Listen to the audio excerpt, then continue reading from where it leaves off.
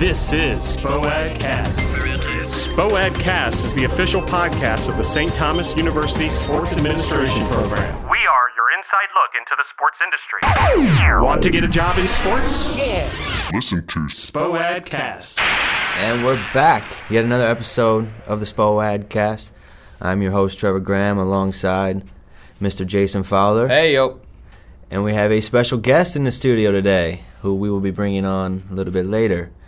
My good friend Alex Verlauf from close to Nyberg, Austria. He will be in later on the segment. But for the beginning of the show today, we're going to start a new segment that we'll do weekly. It's called What If. It's a thing that we came up with that we will ask each other, the hosts, a hypothetical scenario that's going on in sports and how they would handle that if we were in the shoes of the decision maker. Of the decision maker. So what do you got for me? I was going to make you do. Right. You're going okay. first, right. please. Right. I'm not going first. So, What's just about 2 weeks ago, your Wizards gave John Wall a 5-year, $80 million extension. Yep.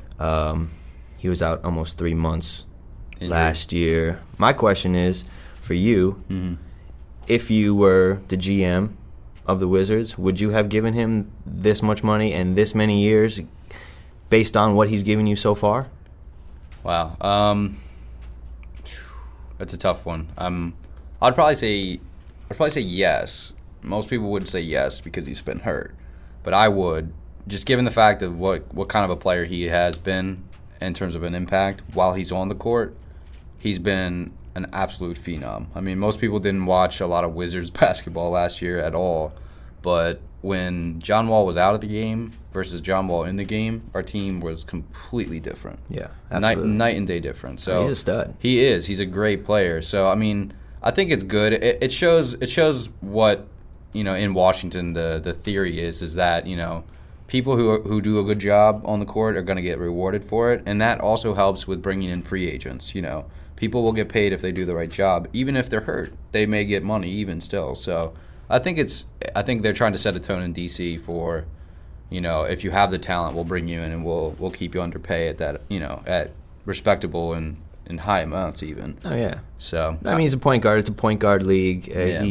The potential is huge. It's unlimited for him. So I mean, we were just talking about it a few minutes ago, but I mean, I think they have a decent shot at making the playoffs. They'll probably get like I said, knocked out by the Heat. I will be disappointed if they don't make the playoffs. Looking at their roster, I would be frustrated. I'm not even a Wizards fan like you are, but sure, man, I would be frustrated if they don't make the playoffs this next year. Yeah, no, I think they have that ability, and I think that the GM and Ted Leonsis is the owner of them and the Capitals. He knows how to build around one character.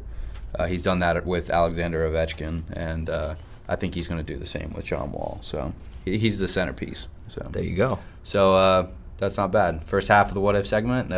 So your question is to your Green Bay Packers.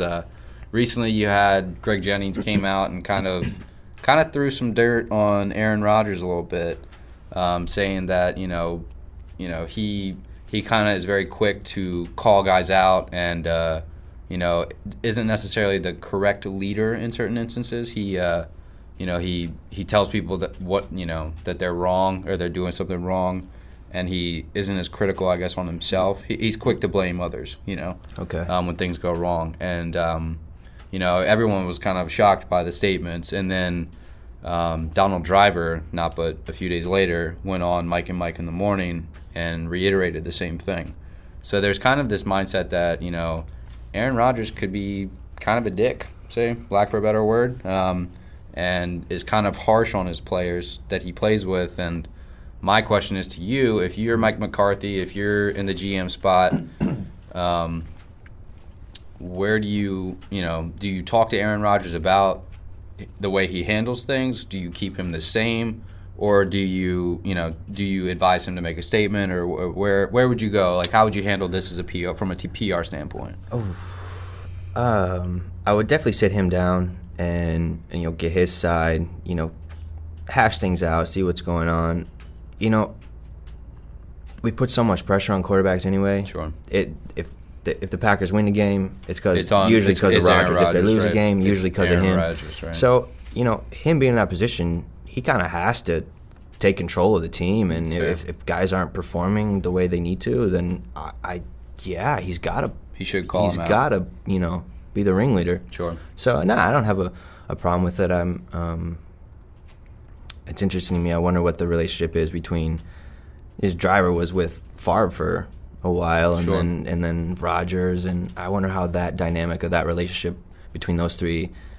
You think that could affect that relationship too? I could see that Could be playing a interesting. part, just because I think Favre and Rodgers are two completely different personalities. Very different, yeah. So, I think, listen, Aaron Rodgers is, as Stephen A. says, as a bad man. He is. So, he's one of the got best. control Yeah, of the he's team. one of the So, best. he could. This is just keep his guys this is in just check. media. This is media blowing it up. Yeah. Cool. So, yeah. Well, that was a successful first little segment there. There we go. I like it. It's done. Right Yeah. on. What if? It's gonna happen. It's gonna keep happening. So I got my mystery shopper coming up on Sunday. Sweet. You're gonna see the Giants. Seeing the Giants, Giants. yeah. Yeah. Yeah. Is So- Lincecum pitching? No. And actually, Kane is throwing tomorrow night, Okay. so I'm not going to see him either. So Bummer. I think Madison Baumgartner is the one that I'll see. Cool. That's what is projected right now. Yeah, it should be fun. Yeah. So, Yeah. It's not bad at all. Yeah, we went fishing yesterday. Nice. We went out in Fort Lauderdale. We did a night drift. It was really cool, actually. We took a big charter out. It was probably like 30-some people on the boat, and we had set the way we were lined up. We were actually fishing a few miles out, and we were looking at like Fort Lauderdale skyline. It was pretty cool. That's gotta be It was a good awesome. time. Yeah, we caught some fish too, which not bad. all right, I got a couple things for you quick here. First of all, Forbes came out with their NHL team valuations. Mm-hmm. This was this past week, but the original 6, coincidentally, Top six, with the Maple Leafs being worth, according to Forbes, 1,000 million. That was Also a new known as a number to me, billion. but also known as a a billion. billion sounds cooler. Yeah, sounds way cooler. And then just today, I saw they came out with their NFL teams valuation list, Nice. and 23 of those teams Over $1 billion. over $1 billion. 23 of 32, Damn. or over 1,000 million, as Forbes puts it. 1,000 million. Yeah, that sounds funny I mean, to me. it's crazy how much these teams are worth. It is. The Browns were just purchased for like $1 billion recently. Yeah. Well, the Cowboys just signed a new 20-year broadcasting rights or media rights for $500 million. Yeah. I mean, it's really one of the last like live entertainment forums that we have. So the money makes sense. It certainly makes sense. Yeah. What else this week? We discovered, I was the other morning on my ride in, I was listening to the morning talk show we have down here at Sports, and Rick Barry was on. Sure. Talking about these new Shoes. shoes, the Etkio. Yeah, Actio. Actio. I'm not sure on the pronunciation, but really it's cool. Like, so the unique. the science of it is patent to prevent ankle injuries. Yep. It's Specifically pretty for much basketball. like having your ankle taped Yep. inside the shoe. Yeah. So that'd be a new development. During the show, they were talking a lot about Derrick Rose, whether or not he would Sure. look into it. But I think as a I think it's player, pretty you gotta neat. It's something consider that, it. Yeah, no, it's something that they could use in basketball, football certainly as well. So it's definitely something that could become something big. So I'll wait till they go public, buy some stock. So What else here? So we got MLB the other day in class. MLB apparently is getting ready to meet and talk about instant replay, yeah, and that sparked a big discussion in class the other day. We'll pick up the start of that in our next segment here. For myself, I'm Trevor Graham, alongside Jason Fowler. You are listening to the Spo-Ad cast, the official podcast of St. Thomas University Sports Administration Program. Want to get a job in sports? Listen to Spo-Ad Cast. And welcome back to the Spo-Ad cast. I'm your host, Trevor Graham. I'm Jason Fowler. I'd like to introduce Alexander Willall. Special guest in the studio, our Special first guest. one. First guest in the studio. Thanks for being here. Thanks for coming on the show, Alex. Yeah, it's a pleasure to be here with you guys. Thanks. So before we pick your brain, I want to get in this baseball discussion. Yeah, let's talk about So it. in class, this came up, started a big debate. Which class is this? Financial management, Okay. taught by the doc. The doc. The doc. So Which pays the bills. interesting. The consensus in class was that, from my perspective, it seemed like most students were saying, yes, MLB needs replay. Now, I vocally took a stance against it, saying, and again, this goes back to my baseball is, the first of my life. Your purist thing, yeah. But we're completely removing the human element. And then so, I said, why don't we just build robots? We have that technology, and they can be our athletes. And then there'll be no mistakes. We'll have everything. Will be electronic. Well, owners would love it. They wouldn't have to pay them. Yeah, but that seems to be the direction we're going. And now with the social media and technology has just taken off the last few years, and it's scrutinized the game so much. There's so much more of it. I mean, everyone's got a different perspective, a different angle, a different view. They capture it. I blame John Brancos with sports science. It's his fault. I mean, we love watching instant replay. It's really our fault. We desire watching these slow motion replays of every single play that we just saw happen. We have to see it again in slow motion. Right. No, it drove me nuts in the NBA Finals this past year. Yeah, no, I mean it's lengthening games. I mean, I think MLB does need some type of review. But for what? Like scoring, home runs? Maybe. I mean, they started the home run instant replay, so they have that. I mean, I think like there was an instance. There was a guy, I forgot his name, but he was pitching a perfect game. He was in the process of a perfect game, and he went to throw the ball to first base for the last out to seal the deal, and the ump called the wrong thing, and that guy lost out on a perfect game. So I mean, and the ump came out and said he made a mistake. Yeah, that was bad. And that was really bad. I mean, can you imagine? I mean, there's only been 20 perfect games in baseball ever. That was Armando Galarraga. Okay, so I mean, how traumatizing for him to not get that. I mean, for 20 people total ever in baseball to do that in the 100 years of the sport, that's devastating. So there is some. I agree. There's some reason to have it, but if we have it calling every strike, every ball, it's gonna make it. It's gonna make it kind of long. Yeah, it'll make it long. But then we're removing, to me, like I said, the human element. Sure. I mean, that is a part of our sports. Right. And because we're getting so advanced with technology, I don't think that has to mean that we're implementing that in all of our sports. And it's hard to strike the balance because I think you agree with me. We need something, but we need more than we have now. But we don't want to go down that road. I don't want to open up a can of worms where we have the robot that's calling the strikes and and calling balls. I agree. I think we could go down a very long, slippery slope. Yeah. But they also need to do something. I mean, baseball needs to modernize like the other sports have.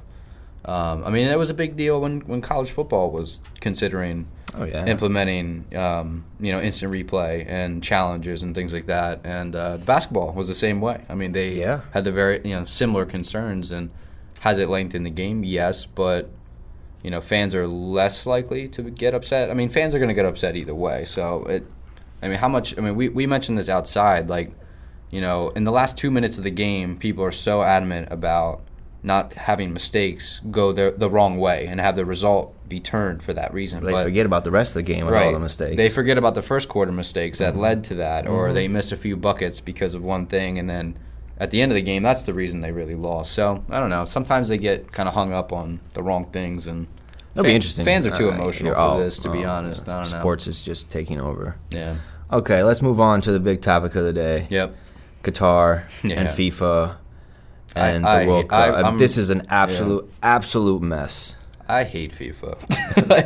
I'm getting to the point where I hate it. It's sad too because I love the sport, but so the latest FIFA is killing me. The latest that I guess it was brought to their attention just now that it gets up to 120 degrees in the summer in Qatar. Yeah, by brought to their attention, they mean they overlooked it. How do you overlook something that simple? When they selected the team. So now they're throwing around the idea, since they can't cool off the entire country, and it's too hot in that weather to play. Sure. So they're saying we're going to move it to the winter. Yeah. Now the problem with that. Right. Is that they're interfering with the English Premier League schedule. Sure, let's get some background before we break into all that. What we're going into, if you're unaware, is the World Cup is being set to play in Qatar, small country in the Middle East. 2022. For 2022. That's the background of this. It's normally played in the summer. It's normally played in June, July time period. But they can't and because this it gets is- up to 100. So now, however. now we're back where we were a few moments ago with Trevor talking about. Now it's a huge nightmare. Right. They've pretty much come out and said we can't cool down the whole country, and it's going to be 120 degrees. So in what's the summer. alternative? We'll play in the winter. Right. Well, what's the problem with that? Well, Sepp Blatter came out and said, "Oh, we should just play in the winter." Well, that's a huge problem. And the English Premier League and the 5 biggest Major leagues in in Europe have all written letters to them saying, like, you cannot interfere. Right. We get what you're trying to do, but you cannot interfere with a global soccer schedule that we have. Absolutely. I mean, Alex, you know this, better than most. I mean, you obviously live in Austria. You watch many matches in the the EPL and the Bundesliga and the Superliga and the Serie A around Europe. So give us an insight in terms of the scheduling, how that process works in the winter months, and what the game, how if we moved the World Cup, how that would affect the schedule. Yeah, well, basically what happens in European soccer is that they start playing actually at the end of summer around right now. So in August is when we break into the beginning of the season. Right, that's Okay. correct. And what they do is they basically play through till spring. Okay. So it's a all- long season then. It is. Not all of the countries do that, but the major leagues like the Premier League and the Sure. Bundesliga do that. Those are English and Germany, for those Yes. who are unaware. And, I mean, give us an idea of the and I think most of our listeners probably know by now that I'm not a big soccer guru of any kind, but we're kind of talking, if they were to do this in America and interrupt the NFL schedule, it wouldn't happen. Everyone here would be like, no. They'd In the raise USA, we probably wouldn't even participate. But I got to imagine that the English Premier League and these soccer leagues are on the same level as the NFL as far as popularity over in Europe.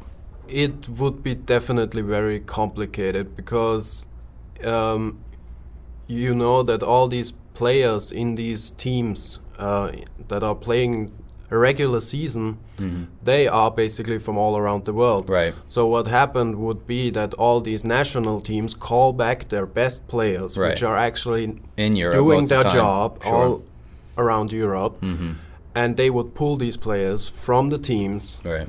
And not only that, but also like They need They- to practice, Yeah. too. I mean, they have to get ready for the tournament, Right, which and- would be, and- an extra month maybe beforehand, probably? yeah, these tournaments alone take a whole month. Sure. And then the time before that, you also have to do your training sessions and stuff like that. Right.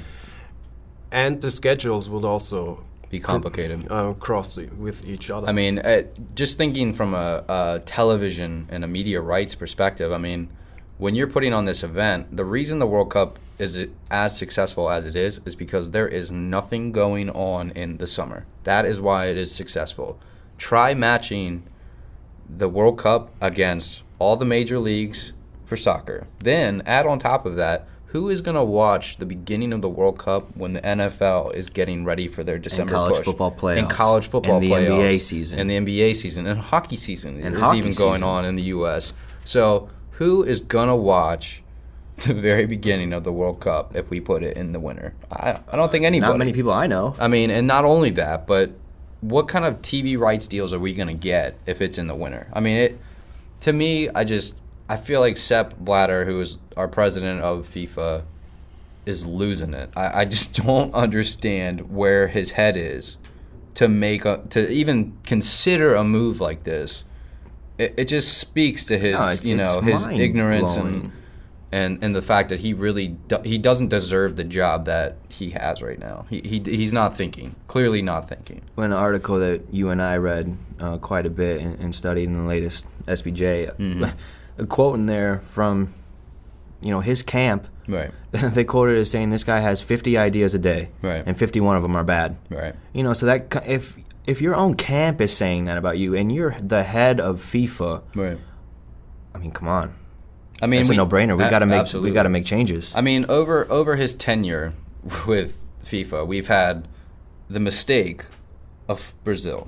We can come out and just call it a mistake. It was not a good move to do Brazil. We've had that error. We've had another error on a bid for Qatar, which is not feasible. It's not a feasible country for a tournament like this in the summer. And then all the scandals that have plagued FIFA during this time period. We did a little bit of research. Europol did an investigation of European soccer matches from 2008 to 2011. During that time, they found the largest betting ring scandal in soccer history. 15 nations that were involved, 380 games between all these countries, 425 members of the clubs were involved in that. And then you also had qualifying matches for the World Cup, the Euro Cup, and the Champions League qualification matches were tainted by this. So our current Brazilian lineup for countries, we have tainted matches from Europe where clubs were, you had an executive in, let's just say we had Chelsea, one of the teams in the English Premier League. He had a guy in Chelsea that would go to their star player and say, keep the score 0-0 today. If they score today, find ways to make errors to make it even, or to, today you guys need to lose, or something like that. This was a large-scale betting organization that happened. And this is all under Sepp Blatter's, watch. This is all occurring. And the penalties have been very minuscule. They have had very few people who've been banned. I mean, if something like this happened in baseball, they're getting lifetime bans. Like, it's happening in baseball. Over. It's over. You're done. They put you in a position where you're never going to be there ever again. How Sepp Blatter hasn't had that is beyond me. I don't understand. Yeah, I mean, that's Alex. You were the one who helped kind of shed light on this whole scandal under what's been going on with FIFA under Sepp Blatter. I'm curious, what are your reactions to all the scandals? I mean, did you know about them? Have you known about them for years? Has it been kind of swept under the rug, or is it? I mean, how does this play out in Europe? No, it was actually a really big surprise for the fan base. Sure. I really don't know how people investigating this stuff, how much they knew before they started put it out into the media and stuff. But Sure. for the public, it was devastating. Really. Now, as a fan, obviously a big soccer fan, would you be upset if they did hold the World Cup in the winter and they altered the regular schedule, or would that not do much for you? It would be. I don't know how they could do that. I mean, not even do they mess up the schedule and force players to either basically quit their job because Right. they're making. Yeah, they're making them quit their job. They're Yeah. making multi-million euros Sure. in the club. They're not getting that much money For the national in the team. national team. Do they get Absolutely. paid? So- for that? They do, but it's a minuscule amount. Okay. It's So I very guess small. most of them wouldn't even come if their Right. national team says, please play for us. Sure. So they would basically play with a very a worse team. bad team. Well, and the fact that the World Cup would be going on during the holiday season when they're not going to get to home with their families. Yeah, of course. So I mean, that's- explain the holiday schedule for those who don't know. I mean, what do the major leagues do around the holidays? Do they have a winter break like many do in Europe, or is it not existent, or how does that work? The major leagues actually play even on holidays. They do. They do, and these are very looked forward to games. Big matches. People really wait For them. toward these games. I imagine it'd be very And similar to Christmas our Day Christmas NBA. Day basketball. I think it's kind things of like that. your Thanksgiving football match that Okay, you guys wow. have. Okay. So that's big then. Yeah. We're talking, I mean, if they try to cancel Thanksgiving football, there'd be riots. I mean, would there, Oh, right? I absolutely. mean, there would be riots, I Absolutely, think. yeah. I mean, I feel like, we don't riot for many things in the United States, but don't take away our Thanksgiving football. I feel like that would be a can of worms right there. Oh my God! I Like, wouldn't even want to know what would happen if they tried. serious problem. Can't take away my Redskins Cowboys game. That's not gonna happen. Not gonna happen. And soccer fans over in Europe Die hard. are known for being just they bleed the soccer. Sometimes it's- literally, yeah. So what? That's wow. I mean, big fan bases. I mean, Alex, try to give people an idea, for those who haven't been to a soccer match in Europe, the intensity. I mean, you've been to some sports games here in America when you visited me and in other locations. So try to give people an idea of how organized the fans are, and you know what kind of things fans do at those games, and you know how that works. It is really like all these major clubs have a big fan tradition, and they have their own songs that they sing all the time, and everybody basically know. And So like full songs. yeah, and We can barely get defense. We can barely get that done in the stadium. I think we're too busy tweeting now and updating our statuses. So they have full songs they sing. full songs and It's unreal. kind of like choreography going on. Really? Yeah. Like they- full dances and all this stuff. Or you know these waves that Okay, they do with right. their hands. Right, and, right. And they sing like in one One unit. and Wow. not anybody just starts singing or something. And Yeah. they They're actually have organized. like leaders for these fans. Really? That's crazy. So they have clubs that meet outside the game, and then Yeah, they and kind of work on it and stuff like that. They or- plan on what they are going to do for Wow. the game. What? They're That's putting us to serious. shame right now. That's I feel serious, like, yeah. that's kind of pathetic. Actually, we need to step up our we game literally here, can't United States. we can't get the defense chant down in any NFL stadium.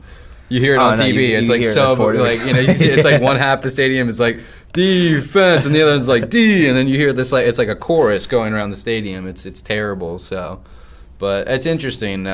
Hopefully, we can get this thing figured out with FIFA, and hopefully Sepp Blatter just I don't know dies or retires. I mean, one of the two would probably be the best situation for FIFA, and hopefully we don't have to deal with these betting scandals, and we can get back to an even keeled Yeah, it's a matches, shame. and hopefully Brazil works out this coming year. Man. I'm sure we'll So- have plenty of updates coming up next couple weeks with that. I'm sure. I want to thank Alex, Yes, Alex. you for coming in and talking. I know it's kind of nerve-wracking being on the show It's a pleasure having for the you. first time. Thanks and, for being our first guest. Thank you very much. And for myself, my name is Jason Fowler. You can check us out on our YouTube channel, on Facebook, our website, and on Twitter.